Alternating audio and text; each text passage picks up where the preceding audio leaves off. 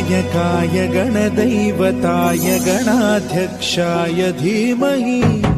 गुणशरीराय गुणमण्डिताय गुणेशानाय धीमहि